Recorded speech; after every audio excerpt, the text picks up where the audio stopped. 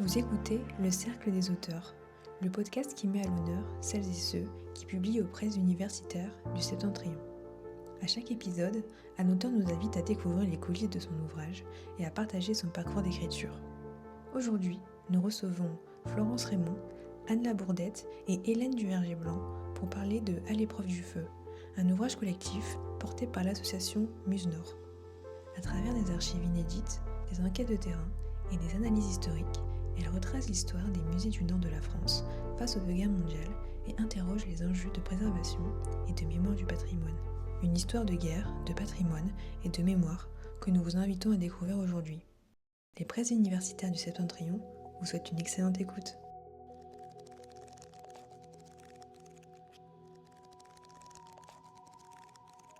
Bonjour Anne Labourdette, je suis actuellement conservatrice au département des objets d'art du musée du Louvre. Mais au moment où je me suis intéressée au sujet dont traite À l'épreuve du feu, j'étais directrice du musée de la Chartreuse de Douai, un musée dont je constatais vraiment jour après jour à quel point les guerres l'avaient concerné, tant dans son fonctionnement que dans sa gestion, dans son histoire, et dans aussi la manière dont on devait y travailler. Donc voilà un peu pourquoi je me suis intéressée à la question. Et il se trouvait que nous étions plusieurs collègues dans l'association des conservateurs des musées des Hauts-de-France, donc Muse Nord aujourd'hui, à nous poser les mêmes questions et à constater jour après jour à quel point l'histoire et la mémoire de ces guerres percutaient de plein fouet, encore aujourd'hui, le fonctionnement des institutions muséales au niveau régional. Donc moi, je suis Hélène Blanc, je suis la directrice du musée de la bataille de Fromelles, qui se trouve juste à côté de Lille. Je suis conservatrice du patrimoine. Moi, je suis en plein dans la thématique de la Première Guerre mondiale, mais parce que les collections sont issues de la Première Guerre mondiale en grande majorité et d'archéologie contemporaine liée au conflit.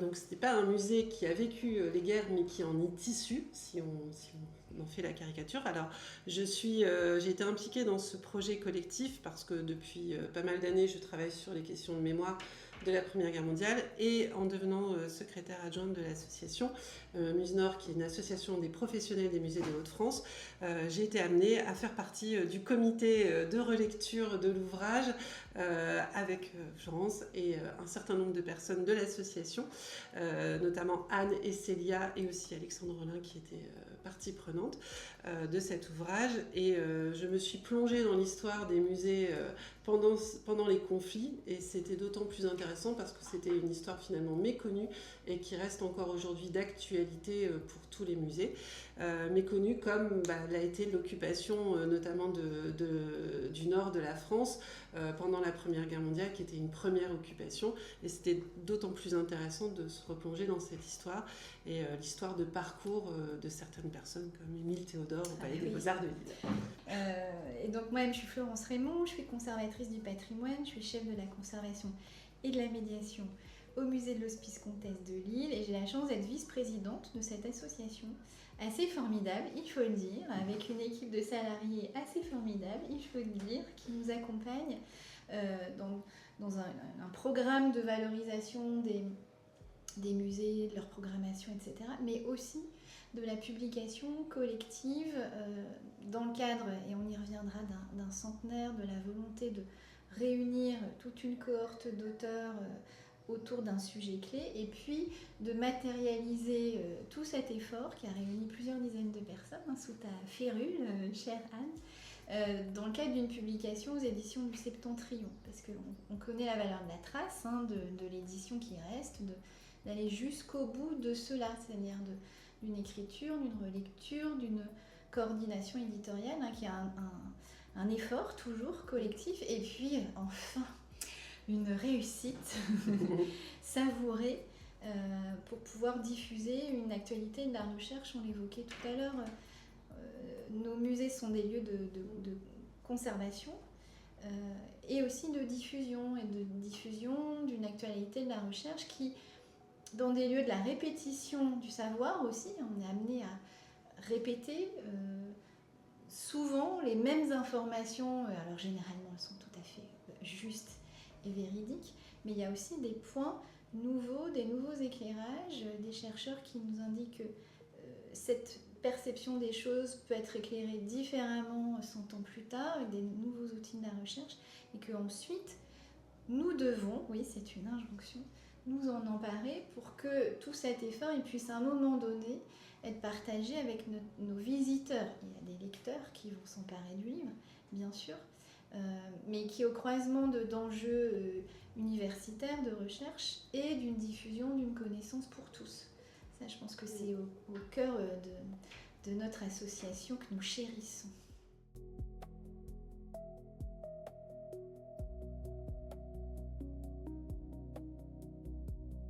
Dans tous les livres qui traitaient de l'histoire des musées, de la jeunesse du concept, de l'histoire de ces collectionneurs qui transforment leur collection en lieu ouvert au public, dans l'histoire des saisies révolutionnaires, il y avait donc d'hier à aujourd'hui toute une trace comme ça, toute une écriture de l'histoire des musées qui était faite et qui se refermait à 20 ans d'intervalle à chaque fois, 2 fois pendant 4 ans.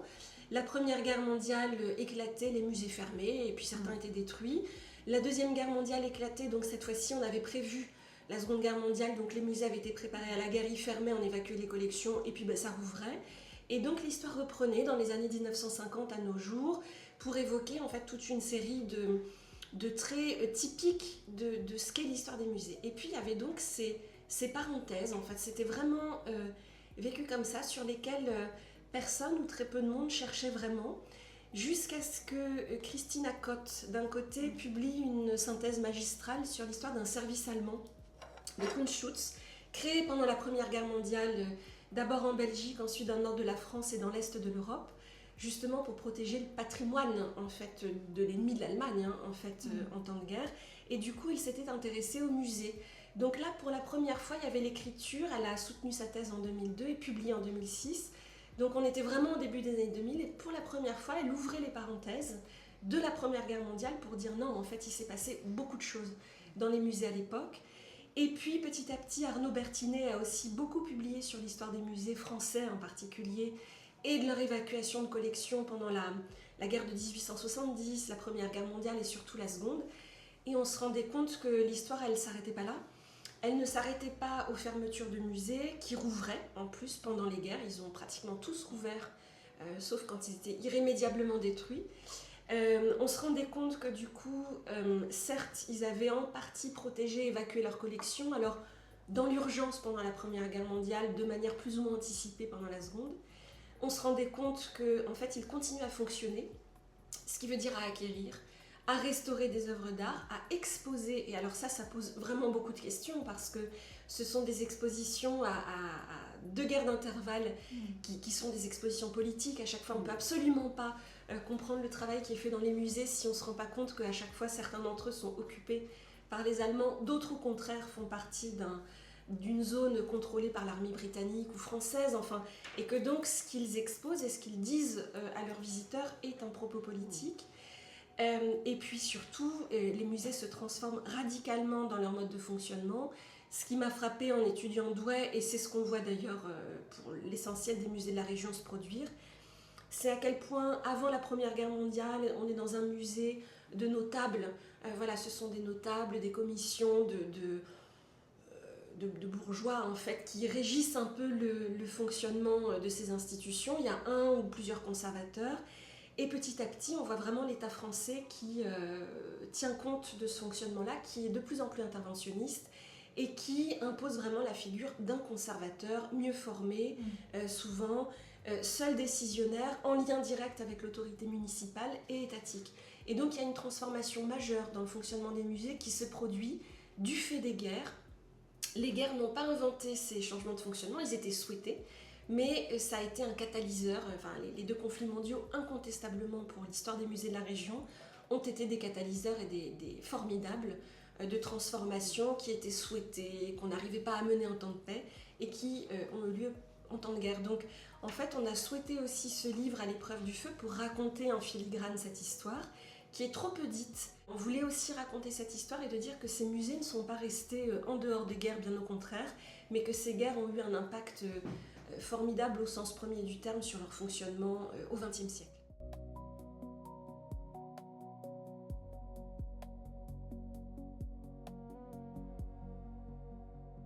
La l'association a travaillé sur la mise en ligne et la mise en disponibilité des collections via ce réseau de professionnels des musées. Alors c'est une petite entrée, mais c'est vrai que dans le cadre du projet Guerre et Paix, les collections aussi relatives aux Première et Deuxième Guerre mondiale ont été particulièrement mises en avant, et les collections qui ont aussi disparu pendant ces 2 conflits mondiaux. Donc c'est vrai que c'était c'est une manière aussi de revenir sur cette histoire pour l'association Muse-Nord, et de revenir sur l'importance en fait de ces collections qui ont disparu à un moment donné, et qui font partie finalement de la vie des musées, et qu'il était dommage en fait finalement d'occulter pendant ces 8 années de conflit, et qu'on a redécouvert à l'aune en fait du centenaire de la Première Guerre mondiale. Oui, puis c'est aussi un exercice de modestie, parce qu'on lit l'histoire passée de professionnels qui ont fait soit avec les moyens du bord, soit avec les informations de l'époque, soit en pensant bien faire, en évacuant pas toujours tout de suite. Et puis l'histoire, on la connaît, donc c'est facile aussi parfois de juger des actions ou des procédés. Et l'intention de cet ouvrage aussi, c'est non pas de relativiser le phénomène, mais de faire saisir de manière plus nuancée, plus fine, quel était le contexte, pourquoi parfois on est face aussi à des contradictions, et consciemment ou inconsciemment, de pouvoir aussi penser notre pratique professionnelle, des musées de Haute-France. En filigrane, c'est l'intention de notre association. C'est une forme de formation continue que de s'emparer de l'ouvrage. Enfin, j'y crois beaucoup aussi. C'est une concordance des temps. Bien sûr, nous ne sommes pas en guerre, non, mais d'autres pas très loin le sont, et on pense aussi au Louvre-Lens, qui comme d'autres, au Louvre également aujourd'hui, qui accueille des œuvres ukrainiennes qui ont besoin d'être protégées loin d'un front que l'on a tous en tête, mais qui est loin de nous géographiquement, et parfois on veut mettre à distance le pire, forcément. On est face à des enjeux climatiques aujourd'hui qui sont les inondations, qui sont les incendies. On a aussi des canicules qui sont... tous ces changements climatiques, alors on n'est pas sur un contexte de guerre, mais on est aussi dans le même contexte de protection en fait, des collections, qui font qu'à un moment donné, chaque responsable de musée, chaque responsable de collection doit se poser la question de la préservation, de la monstration des collections, et du fait que des collections doivent être protégées aussi à un moment donné, parce qu'il y a un risque. Et on parle souvent aujourd'hui d'un terme qui est le PSBC, mais c'est un terme qui, finalement, ces conservateurs, à l'époque, se sont créés leur propre PSBC aussi.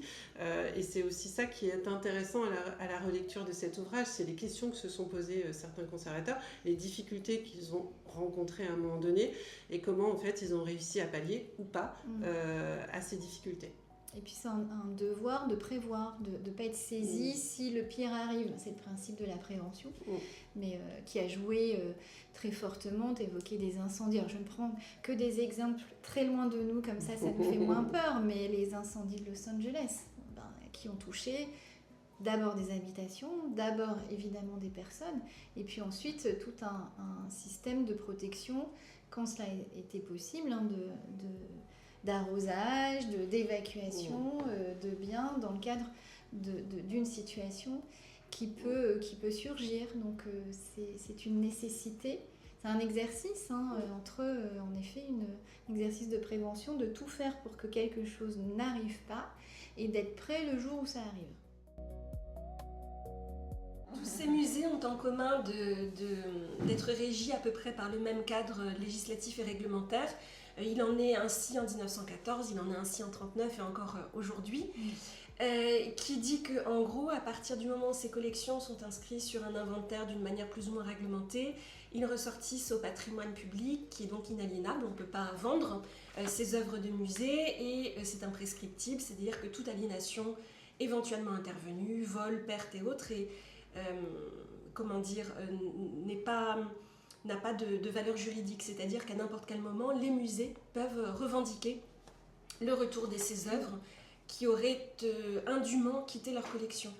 Donc ça, ce me semble quand même vraiment un des traits particuliers des musées de la région. Ils ont en partie été occupés 2 fois, en tout cas traversés 2 fois de manière majeure et magistrale par les 2 conflits mondiaux. Et à l'heure actuelle, ce qui est pour nous en fait quand même un sujet d'étonnement, c'est qu'on ne peut pas quantifier le nombre exact d'œuvres disparues lors des conflits, probablement parce que ça doit relever de la centaine de milliers au moins d'œuvres, sur lesquelles on n'a pas toujours une documentation exhaustive et parfaite. Donc en théorie, ces œuvres-là on peut toujours les réclamer. Après, encore faut-il qu'elles n'aient pas été détruites. Or, on n'a pas la preuve forcément de leur destruction. On le sait aujourd'hui, des œuvres réputées détruites peuvent réapparaître. Enfin, il y a là tout un écheveau de fils qu'il nous faudra démêler, je pense, dans les années qui viennent. J'espère que du coup, la numérisation des archives, tant publiques que privées, nous aidera. Les progrès aussi enregistrés par l'intelligence artificielle pour aider à tisser des liens entre des œuvres ou des archives qui a priori n'ont pas de lien évident entre eux, nous aidera peut-être à faire la lumière sur tout ça, mais à l'heure actuelle, en fait, on ne sait pas dire et on ne peut pas quantifier exactement le nombre d'œuvres d'art, ou en tout cas d'œuvres ou d'objets des collections muséales qui ont dans les faits disparu lors des conflits, notamment au XXe siècle, de la région. Aujourd'hui, on demande aux musées d'être irréprochables sur les questions de provenance de leur collection. C'est-à-dire, lorsqu'ils se lancent dans une acquisition, de ne pas acquérir un bien illégalement, de manière illégale, ou un bien dont l'historique ne serait pas complètement connu, alors ce qui pose d'autres questions par ailleurs, ou encore un bien dont l'origine est problématique parce que spolié, par exemple, à des juifs, ou provenant d'autres collections, notamment publiques, puisqu'elles sont réclamables, j'allais dire, à l'infini. Donc déjà, premièrement, faire connaître en fait cette histoire des musées de la région pendant les 2 conflits mondiaux, c'était aussi rappeler qu'ils ont été l'objet de destruction, mais que tout n'a pas été détruit, que les œuvres réputées détruites peuvent réapparaître. Le musée de Douai, mais il n'est pas le seul, le musée de Péronne, notamment le musée de Saint-Quentin, ont été confrontés comme ça à des cas de résurgence, en fait, ou d'œuvres qu'on pensait complètement détruites lors des conflits, mais qui en réalité ont été volées, ou protégées avec tous les guillemets qui s'imposent, et qui donc ressortent sur le marché de l'art.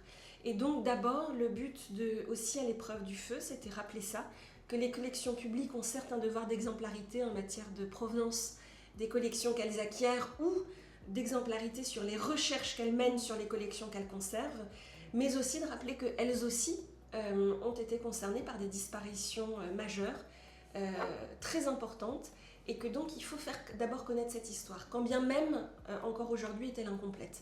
Mais qu'il faut rappeler que une partie des œuvres qui se trouvent aujourd'hui sur le marché de l'art sont peut-être des œuvres anciennement conservées dans les musées de la région, qui peuvent donc à n'importe quel moment en réclamer le retour.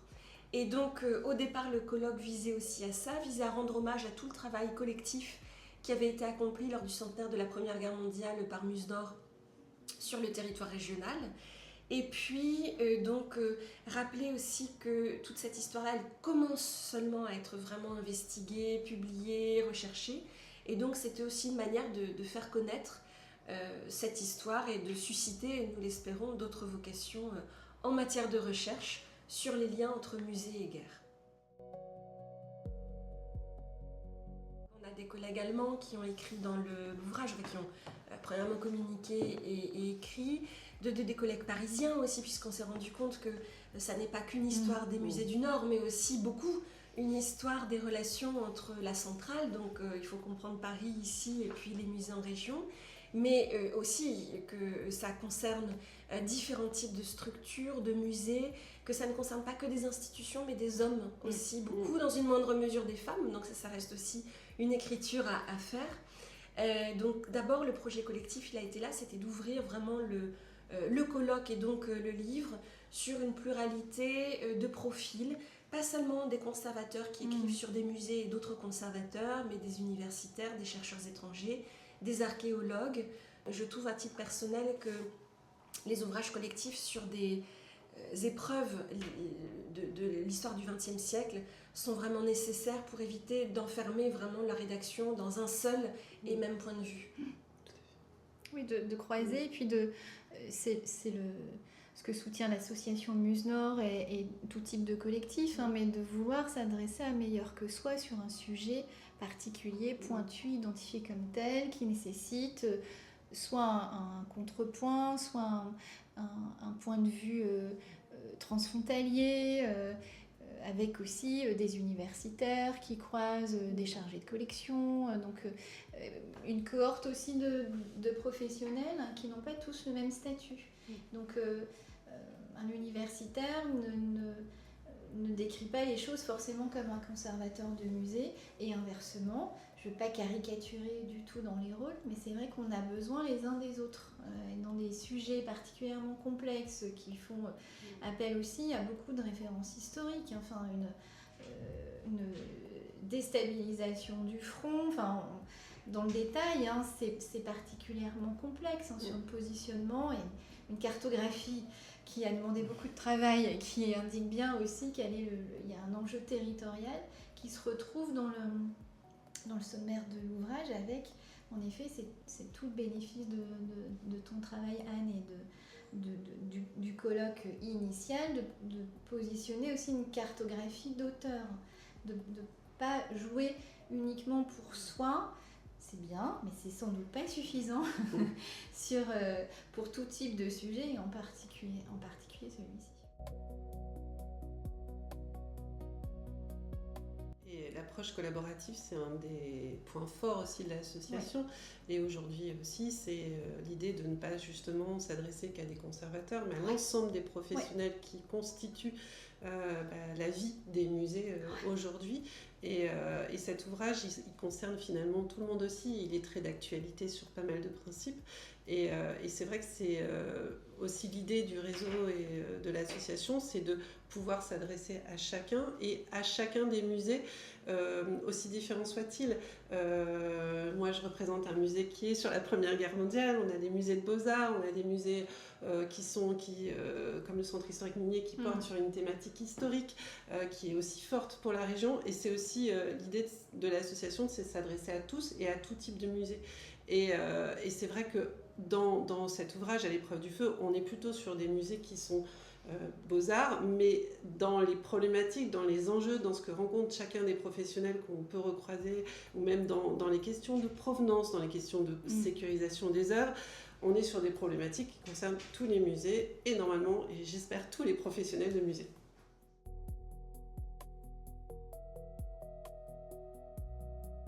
Les musées sont capables d'avoir un regard réflexif, ou rétroactif sur leur passé, leur histoire, y compris quand elle est gênante, puisqu'il reste parmi les questions à aborder aussi le positionnement des institutions face à l'occupant, 2 fois de suite, et des hommes ou des femmes qui composaient ces institutions. De dire que malheureusement, en fait, ça n'est pas qu'une histoire passée, puisque Florence et Hélène l'ont rappelé, cette histoire-là, elle est vraiment née en 1914 et en très grande partie ici, dans la région. Et je veux parler de la question de ce qu'on évacue en urgence et de ce qu'on laisse sur place, et de ce qu'on évacue en urgence, de trouver des asiles d'art capables de les accueillir. C'est vraiment une problématique qui est complètement formalisée et faite ici, et qui se pose aujourd'hui, hélas, en termes très concrets, puisque Florence a fait référence aux collections ukrainiennes évacuées effectivement de la zone de guerre entre Russie et Ukraine aujourd'hui.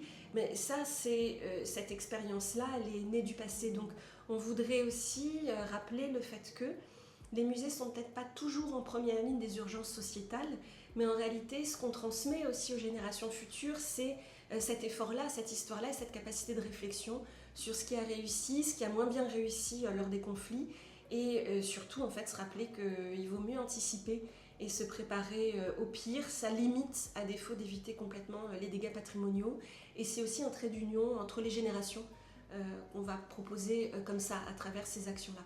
Mais que, hélas, donc, ça n'est pas une histoire finie.